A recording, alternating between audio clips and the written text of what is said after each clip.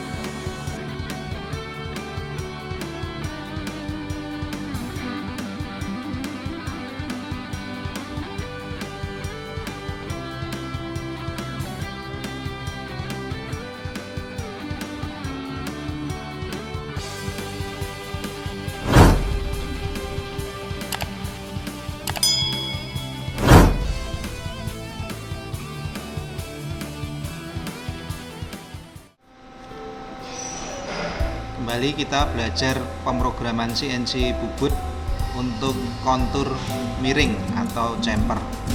Baik, pertama-tama kita harus memahami dulu bagaimana konsep dalam membuat program untuk gerakan miring atau chamfer pada proses pemesinan bubut. Kita akan mengerjakan untuk gambar kerja sebagai berikut. Di sini kita lihat ada beberapa titik yang harus kita tandai dari A sampai dengan H. Pertama-tama nanti dalam membuat program kita harus membuat tabel koordinat terlebih dahulu. Kontur miring atau chamfer pada proses pemesinan CNC. Di sini CNC bubut. Jadi gerakan miring atau chamfer ini dihasilkan oleh gerakan sumbu yang terjadi di dua arah secara bersamaan atau simultan. Dalam kasus ini yaitu gerakan yang bersamaan terjadi di sumbu X dan Z. Sedangkan jika kita hanya memasukkan gerakan hanya di satu sumbu atau satu sumbu yang bergerak, maka yang terjadi hanya gerakan lurus, entah itu di sumbu X atau di sumbu Z saja. Sebagai contoh di sini saya akan menjelaskan bagaimana jika dalam gambar kerja ada ukuran yang tidak lengkap. Di sini ditampilkan dari titik A ke B, kalau kita terjemahkan untuk arah X dan Z ada dimensi yang kurang atau ada ukuran yang harus kita hitung terlebih dahulu. Sebagai contoh di sini A ke B terjadi gerakan miring 20 derajat. Padahal yang kita perlukan untuk mengisi tabel adalah sumbu X dan sumbu Z yang harus kita inputkan. Saya ingatkan kembali dalam mengisi tabel untuk sumbu X kita langsung mengisikan diameter benda kerja. Maka di sini titik A nanti bisa kita isi untuk sumbu X-nya adalah 27. Untuk titik B sudah kita ketahui juga bahwa X-nya adalah diameter 43. Sedangkan Z-nya kita harus mencari. Bagaimana cara mencari dimensi di arah sumbu Z ketika yang diketahui hanya sudut kemiringan dan diameter awal saja? Maka di sini saya tampilkan teorema trigonometri ya.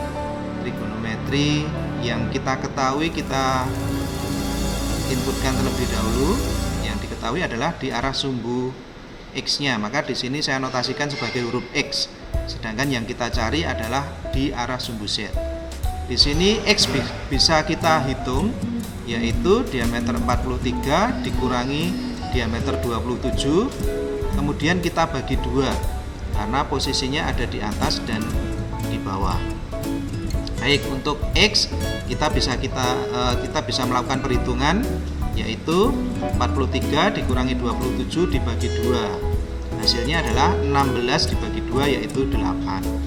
Sedangkan Z-nya, karena di sini saya terjemahkan dalam bentuk segitiga, maka kita bisa menghitungnya dengan trigonometri yang kita kenal dengan sinus, kosinus, dan tangen.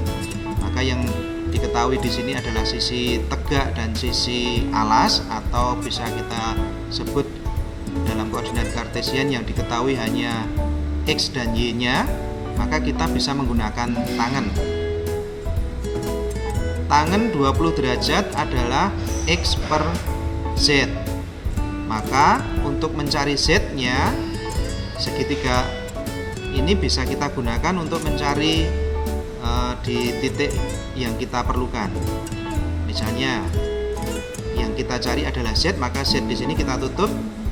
Z adalah X per tangen 20. Langsung kita aplikasikan. Z sama dengan X dibagi tangen 20, yaitu 8 dibagi hasil dari tangen 20 derajat, yaitu 0,36397. Maka hasil koordinat di sumbu Z adalah 21.979. Jadi dalam perhitungan tabel kita tidak boleh menginputkan koma, kita harus mengisi dengan tanda titik. Nah, itu salah satu contoh untuk perhitungan gerakan miring.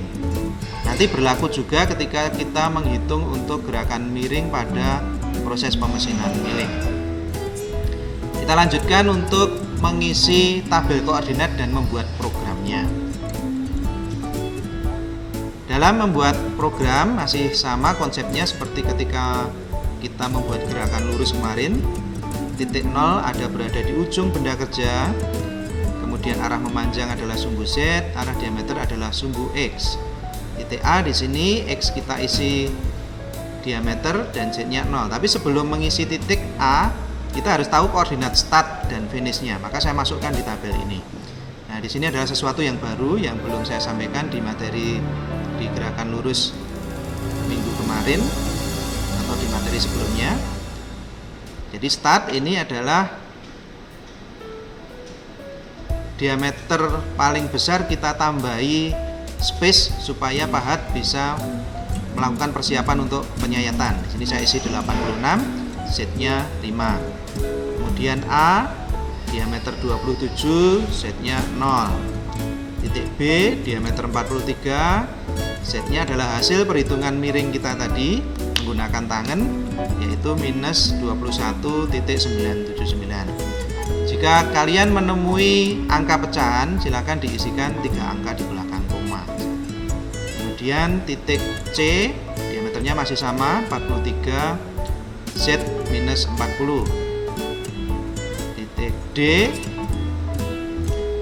diameternya 54. Kenapa titik D diameternya 54? Karena diameter di E adalah 60, sedangkan chamfer yang ada di sini selain chamfer 20 derajat adalah 3 kali 45 derajat.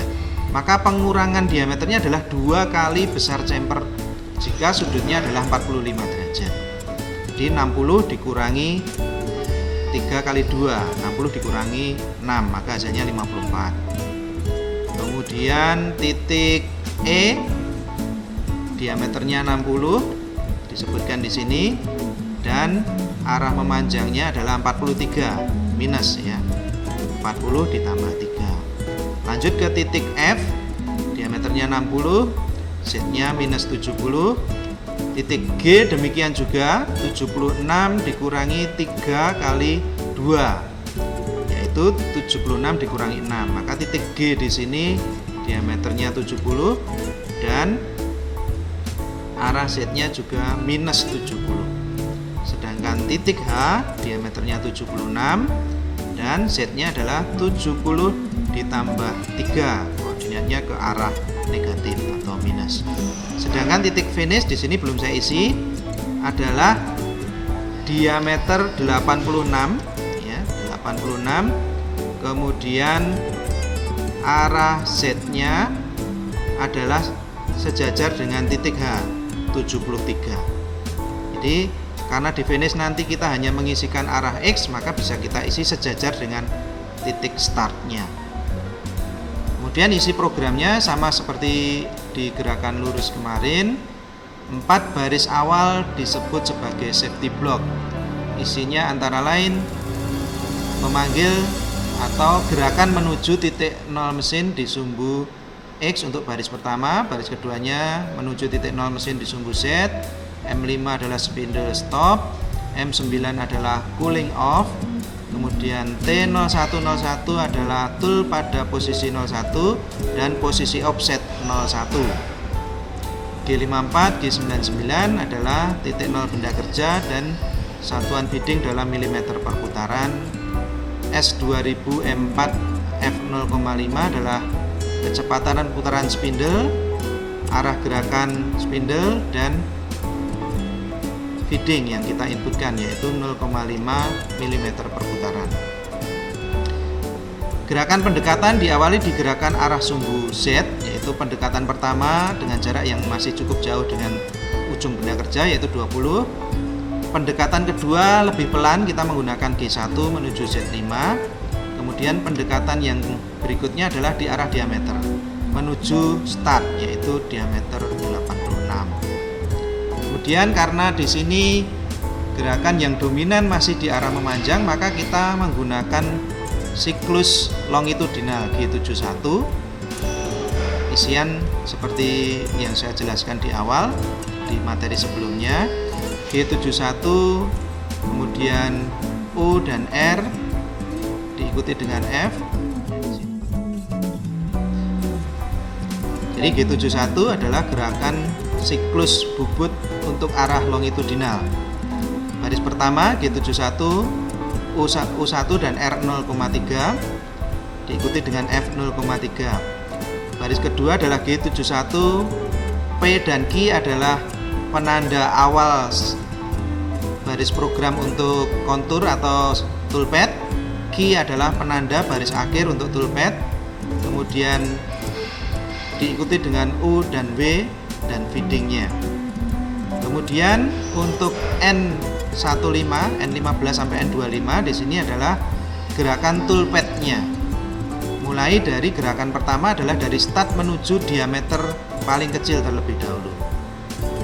Kemudian dilanjutkan dengan menuju titik A yaitu Z0. Nah, baru gerakan miring kita inputkan. Nah, di gerakan miring ini dua sumbu kita tuliskan dalam satu baris. G1 X43 dan Z-21979 sesuai hasil perhitungan kita tadi.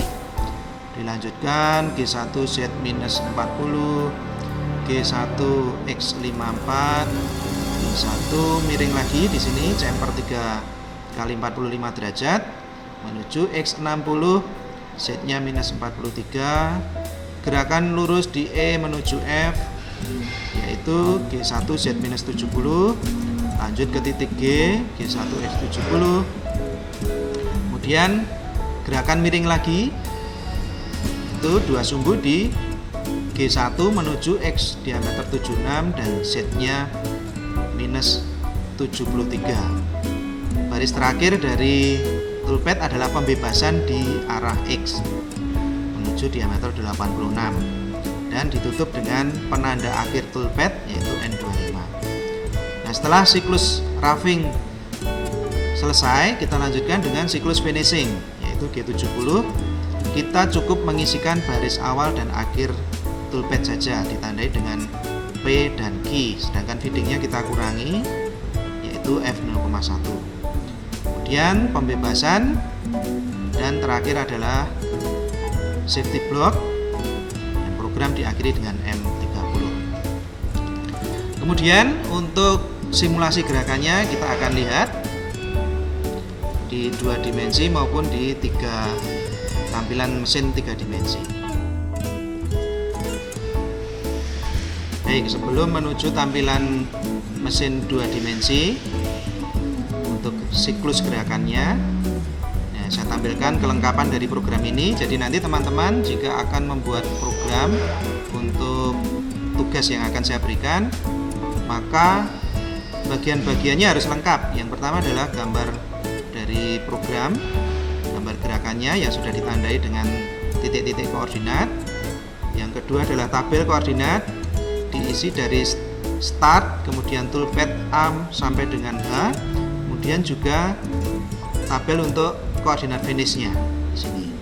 Bagian kedua adalah programnya itu sendiri, dan yang ketiga adalah definisi dari baris programnya. Nah, ini adalah tampilan lengkap dalam pembuatan program. Oke teman-teman, nanti silahkan membuat seperti ini. Tentu saja gambarnya tidak seperti yang saya contohkan. Kita akan membuat program untuk latihan dengan gambar yang sedikit berbeda. Kita lanjutkan untuk simulasi proses pemesinannya. Yes. Baik, berikut akan kita tampilkan simulasi gerakan program yang baru saja kita buat untuk tampilan 2 dimensi. Gerakannya seperti ini.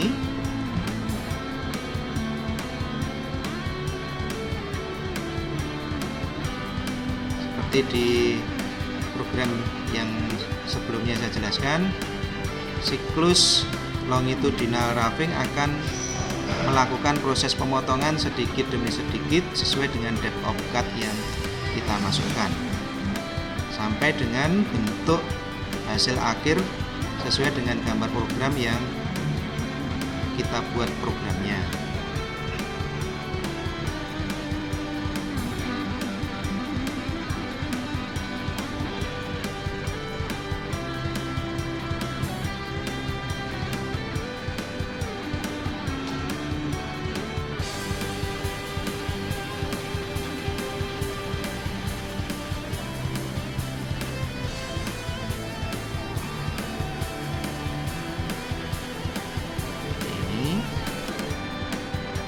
Setelah proses roughing akan diakhiri dengan proses finishing.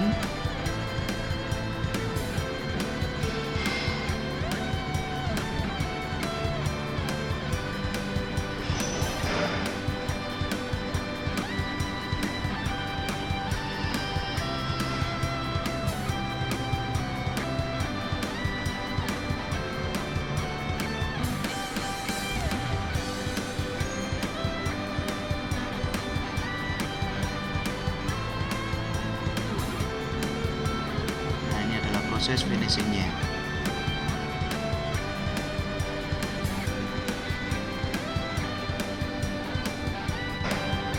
Kemudian untuk tampilan simulasi gerakan pada proses 3 dimensi akan seperti ini.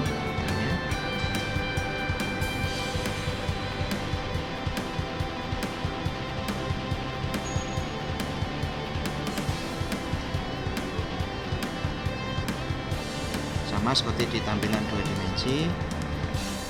Ya, di sini akan kelihatan kita mengaktifkan beberapa fitur, antara lain M8 yang tadi kita inputkan akan mengaktifkan coolant. Ini di simulasi juga ditampilkan.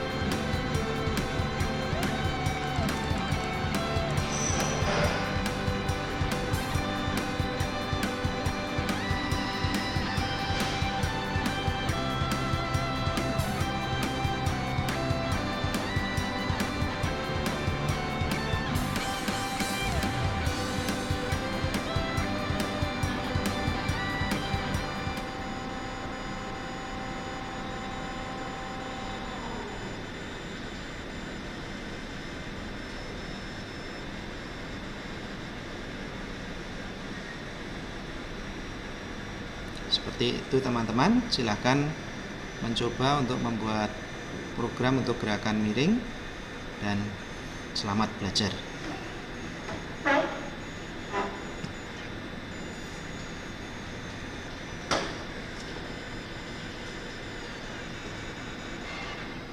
Baik, sampai jumpa di materi berikutnya. Tetap semangat.